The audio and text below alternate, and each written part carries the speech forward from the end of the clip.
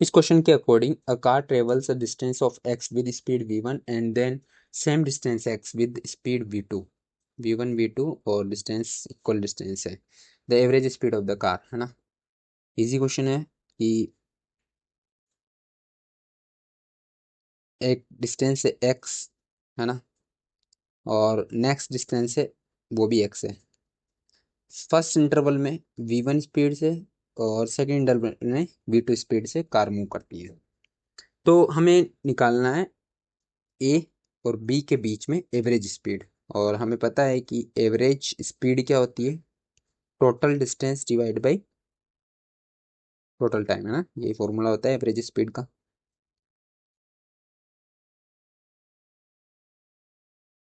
So basically total distance क्या हो जाएगी हमारे पास, देखो टोटल डिस्टेंस हमारे पास डायरेक्टली हो जाएगी एक्स प्लस एक्स, यानी कि x x plus x 2x हो जाएगी, है ना, x plus x divided by total time. देखो टोटल टाइम की बात की जाए तो लेट सपोज कि फर्स्ट इंटरवल में हमारे पास जो टाइम लग रहा है वो t1 है, सेकेंड इंटरवल में t2 टाइम है। ऐसे क्यों माना है, बिकॉज कांस्टेंट स्पीड है इन दोनों इंटरवल्स में, है ना। ये जो दोनों इंटरवल है इक्वल डिस्टेंस इंटरवल है।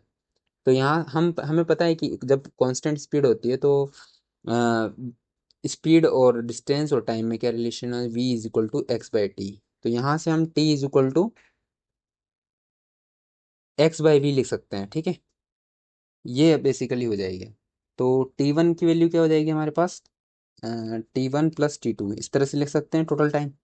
तो v एवरेज की वैल्यू क्या होगी हमारे पास, v एवरेज हो जाएगा 2x डिवाइडेड बाई t1 क्या वैल्यू क्या हो जाएगी हमारे पास, x बाई v1, है ना, प्लस t2 की वैल्यू x बाई v2, इस तरह से।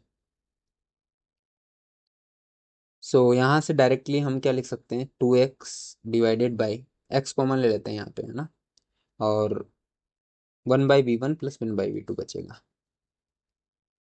ठीक है। तो x से x कैंसिल आउट आ जाएगा, और एवरेज स्पीड हमारे पास जो आएगी वो आएगी 2 × v1 v2 divide by v2 plus v1, LCM ले लिया, तो उस तरह से ये आंसर आ जाएगा, ठीक है। कौन सा ऑप्शन होगा हमारे पास, वो होगा ऑप्शन नंबर सी।